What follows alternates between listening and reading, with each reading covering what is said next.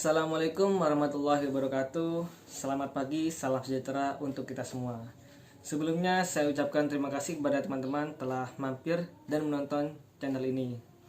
Sebelumnya saya jelaskan alasan kenapa channel ini dibuat, dikarenakan di masa pandemik ini kita sebagai mahasiswa tidak bisa berkuliah seperti biasa, dimana kita harus pergi ke kampus dan tatap muka langsung dengan dosen.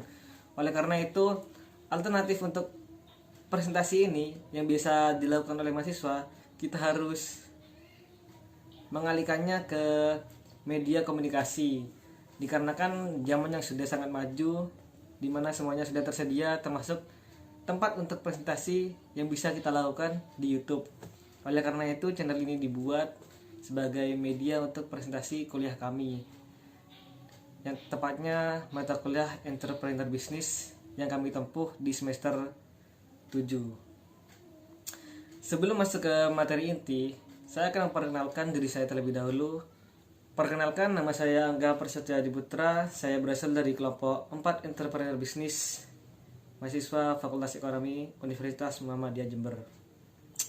Baiklah, masuk ke materi inti, di mana kami akan mempresentasikan tentang ide bisnis kelompok kami yang insya Allah akan kami jalankan dan akan kami realisasikan. Sebelum kita masuk ke ide bisnis yang akan kami jalankan, saya akan menjelaskan terlebih dahulu ide-ide dari tiap anggota kelompok kami yang telah kami tampung, di mana di kelompok kami terdapat 11 anak, dan setiap 11 anak itu harus memiliki ide masing-masing untuk bisnisnya dan kemungkinan harus direalisasikan. Oleh karena itu, dari 11 ide bisnis tersebut, kita akan memilih atau memvoting salah satu ide bisnis yang anggota punya, kemudian akan kami jalankan atau kami realisasikan bersama. Sebelum kelompok kami memilih ide bisnis yang akan kami jalankan atau kami realisasikan, terdapat 11 pilihan ide bisnis yang telah dipikirkan oleh tiap-tiap anggota kelompok kami, kelompok 4. Yang pertama ada sosis pentol bakar, pisang nugget, kue balok, dan yang keempat ada salad buah, kemudian dessert box, dan frozen food siomay. Selanjutnya juga ada mie melet, nugget tahu, es teh, dan juga ketan tradisional. Dari 11 ide tersebut, kami satu kelompok kami memilih dessert box untuk dijadikan sebagai ide bisnis utama kami yang akan kami jalankan atau kami realisasikan. Untuk selanjutnya tentang kekurangan atau kelebihan bisnis ini akan disampaikan oleh teman saya di samping tersebut. Kekurangan dari bisnis yang tidak dipilih. Alasan dari beberapa ide bisnis yang tidak dipilih adalah karena kurangnya pemahaman dalam pembuatan resep tersebut, harga dari bahan baku yang tidak diketahui, dan terlalu ketatnya persaingan dalam usaha jika menggunakan ide lain. Sebelum memilih usaha yang akan dijalankan kelompok kami melakukan SWOT dengan mengira-ngira, yang hasil tersebut didapat dari hasil empiris lapangan. Seperti yang dijelaskan di atas, yang paling menonjol adalah persaingan dari usaha tersebut sudah banyak. Jika persaingan sudah terlalu ketat, untuk melakukan promosi akan menghabiskan banyak waktu dan biaya, dan untuk menambahkan inovasi dari produk tersebut juga sulit. Selanjutnya yaitu ide bisnis yang dijalankan. Ide bisnis yang kelompok kami pilih yaitu dessert box. Alasan pemilihan ide bisnis dessert box karena pada saat ini dessert box menjadi makanan kekinian. Kebanyakan dessert yang dikenal oleh konsumen hanya didapat dari masakan restoran dan kafe yang wadahnya piring atau es krim yang mudah mencair. Kali ini membuat suatu inovasi kemasan dessert dari box plastik tersebut bisa dibawa kemanapun dan memiliki inovasi topping. Inovasinya yaitu dari segi rasa dessert box tidak hanya menampilkan puding saja, namun memberikan beraneka topping yaitu ada Oreo, coklat, durian, dan regal. Untuk inovasi kemasan sendiri, agar tidak monoton tampilan plastik kami bisa memberikan stiker gambar tokoh kartun atau gambar sesuai pesanan. Keunggulannya yaitu saat ini di Jember Dessert Box belum banyak yang menjual, sehingga peluang untuk menjadi bisnis yang besar menjadi sangat luas. Oleh karena itu, kami memilih Dessert Box untuk dijadikan objek ide bisnis pada kelompok kami. Yang selanjutnya yaitu aspek SDM. Sumber daya manusia atau tenaga kerja merupakan faktor yang penting dalam menjalankan suatu usaha. Jumlah semua tenaga kerja yang ada di kelompok kami yaitu 11 orang.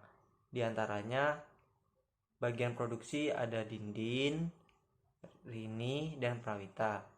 Bagian keuangan ada Indah dan Sarah. Bagian pemasaran yaitu ada Yuyun, Kurnia, dan Mila.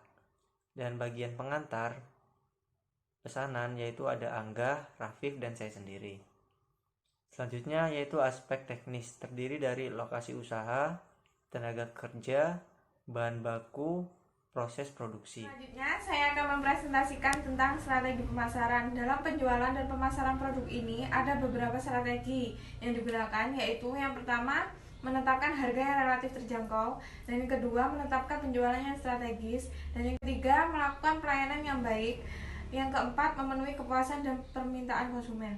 Dalam sistem penjualan yang digunakan dalam penjualan produk ini adalah sistem penjualan langsung dan tidak langsung, dan kami promosikan di berbagai media sosial, dan proses pemesanan hingga pengantaran produk kami antara sendiri kepada konsumen dan produk ini. Dan untuk presentasi selanjutnya akan diteruskan oleh teman saya. Di sini saya akan melanjutkan presentasi dan menjelaskan mengenai analisis pasar dan strategi pemasaran yang digunakan oleh produk Dessert Box Oreo Regal. Yang pertama, mengenai strategi pemasaran dengan menggunakan STP, yaitu 1. Segmenting, yaitu produk ini dibuat dan diperuntukkan oleh semua kalangan, baik dari kalangan muda hingga kalangan tua. Yang kedua, ada targeting, yaitu sasaran pendistribusian dari produk ini dengan menggunakan cara online melalui media sosial seperti WhatsApp, Instagram, dan Facebook. Yang ketiga ada positioning, di mana ada produk, price, place, and promotion. Dan untuk analisis pemasarannya, kami melakukan pengembangan produk, di mana pengembangan produk dari usaha ini nantinya dengan menambahkan rasa yang belum ada di pesaing lainnya. Selanjutnya, dengan melakukan promosi tambahan untuk menarik minat konsumen agar membeli produk yang kami tawarkan. Kami mempunyai cara tertentu seperti memberi potongan harga dengan minimal pembelian. Saya akan mempresentasikan aspek lingkungan.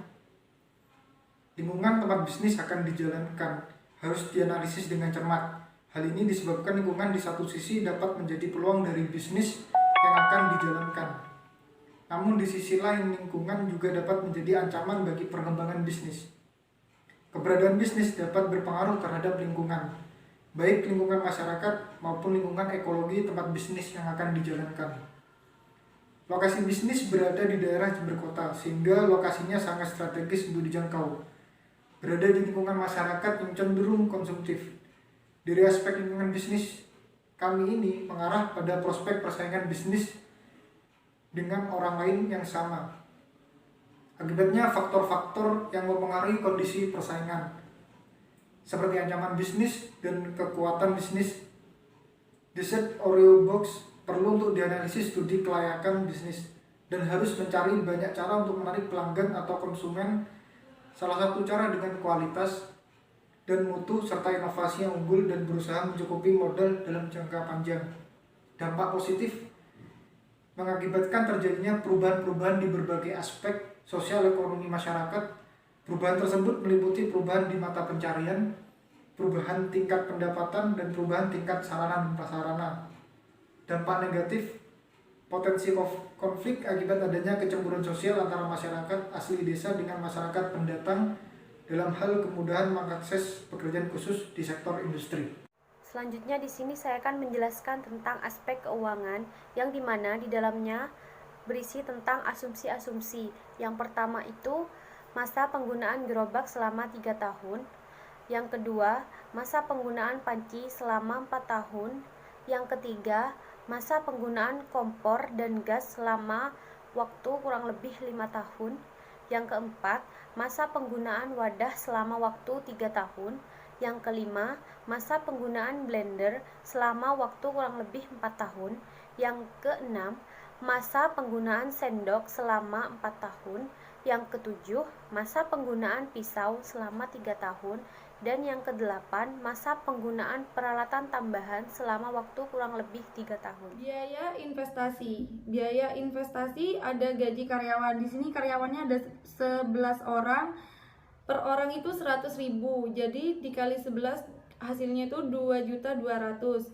Yang kedua gerobak 1.500.000. Yang ketiga blender 1.200.000. Yang ketiga kompor dan gas 450. Yang kelima ada wadah 50.000, ada sendok dan pisau itu 100.000, perlengkapan lain 250.000. Total investasi 5.500.000.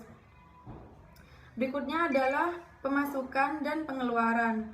Penjualan dessert box Oreo Regal 10 dessert box dikali 18.000 dikali 30 hari. Hasilnya 5.400.000.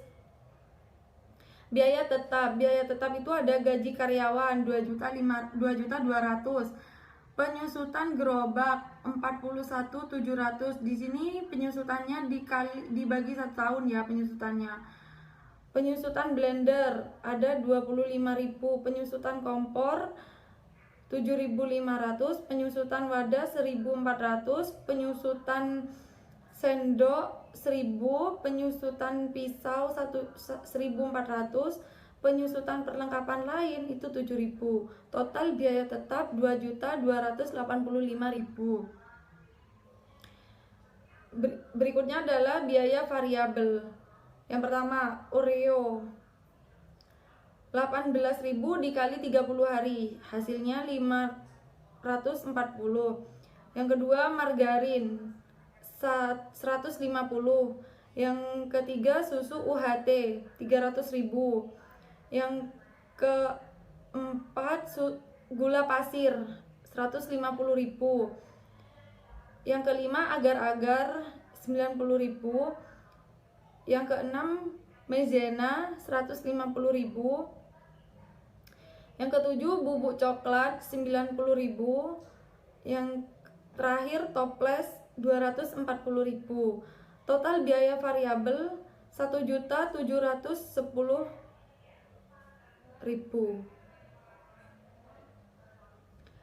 Total biaya operasional. Biaya tetap ditambah biaya variabel. Biaya tetapnya tadi 2.285.000 ditambah 1.710.000. Hasilnya itu 3.995.000. Keuntungan itu pemasukan dikurangi biaya tetap plus biaya variabel. Tadi pemasukannya itu 5.400.000 dikurangi hasil dari pertambahan biaya tetap dan biaya variabel itu hasilnya 3.995.000. Jadi hasil keuntungannya itu 1.405.000. Biaya variabel yang dibutuhkan selama 30 hari yang pertama yaitu Oreo sebesar 540.000, yang kedua margarin sebesar 150.000, yang ketiga susu UHT sebesar 300.000, yang keempat gula pasir sebesar 150.000, yang kelima agar-agar sebesar 90.000, yang keenam maizena sebesar 150.000, yang ketujuh bubuk coklat sebesar 90.000, dan yang terakhir toples sebesar 240.000. Total biaya variabelnya yaitu 1.710.000. Total biaya operasional sama dengan biaya tetap ditambah biaya variabel. Jadi total biaya operasionalnya adalah sebesar 3.995.000. Keuntungan yang didapat sama dengan pemasukan dikurangi biaya tetap ditambah biaya variabel. Jadi keuntungan yang didapat yaitu sebesar 1.405.000. 5.000. Yang selanjutnya adalah analisis SWOT. Yang pertama, strength. Kekuatan dari produk yang kami jual adalah mempunyai 2 varian rasa, yaitu Oreo dan Regal. Yang kedua, tempatnya strategis, rasanya sangat enak, harga terjangkau, pelayanan yang memuaskan, rapi dan bersih. Yang kedua, wakeness. Produknya banyak ditiru dan gampang dibuat. Namun, produk yang kami jual juga masih mampu membuat 2 varian rasa. Yang kedua, tidak cocok bagi orang yang tidak suka makanan manis seperti Oreo dan Regal. Belum mempunyai cabang. Yang ketiga, opportunity. Digemari sebagian besar masyarakat. Jangkauan produk yang dapat didapatkan dengan cara memesan di media sosial dapat diantarkan langsung kepada konsumen. Yang ketiga, budaya masyarakat yang konsumtif. Yang keempat, treats. Adanya pesaing yang menjual produk dengan harga yang lebih murah. Kami menyiasati ancaman itu dengan selalu mencari inovasi pada produk kami dari segi rasa, dan utamanya adalah kebersihan atau higienisnya dalam produk kami. Jadi bisnis ini diharapkan mampu berkembang dengan baik dan dapat memanfaatkan sumber daya manusia di lingkungan sekitar kita agar masyarakat bisa menikmati keberhasilan bisnis yang kita kelola dan dapat membangun kerjasama dengan pemilik toko bahan baku untuk mendapatkan harga yang lebih terjangkau. Yang selanjutnya, how to be a businessman. Yang pertama, kita harus menikmati proses panjang menuju kesuksesan. Yang kedua, tanamkan integritas dan kejujuran. Yang ketiga, buatlah rencana bisnis secara matang. Yang keempat, kita harus mencari tim yang berintegritas serta berilah kepercayaan kepada mereka. Yang kelima, selalu melakukan inovasi dengan melihat lingkungan yang ada di sekitar kita. Yang keenam, selalu bekerja keras dan mampu memanajemen waktu dengan baik. Yang ketujuh, kita harus mampu melihat peluang yang ada di sekitar. Dan yang kedelapan, kita harus memiliki passion dalam usaha. Dan terakhir, kita harus selalu berdoa dan selalu bertawakal. Terima kasih. Sekian presentasi dari kelompok kami, kurang lebihnya dimaafkan. Wassalamualaikum warahmatullahi wabarakatuh. Terima kasih telah menonton dan menyimak video ini dari awal sampai akhir. Semoga apa yang kami sampaikan dapat berguna dan bermanfaat bagi teman-teman semua. Jangan lupa like, komen, dan subscribe bila kalian suka. Terima kasih. Wassalamualaikum warahmatullahi wabarakatuh.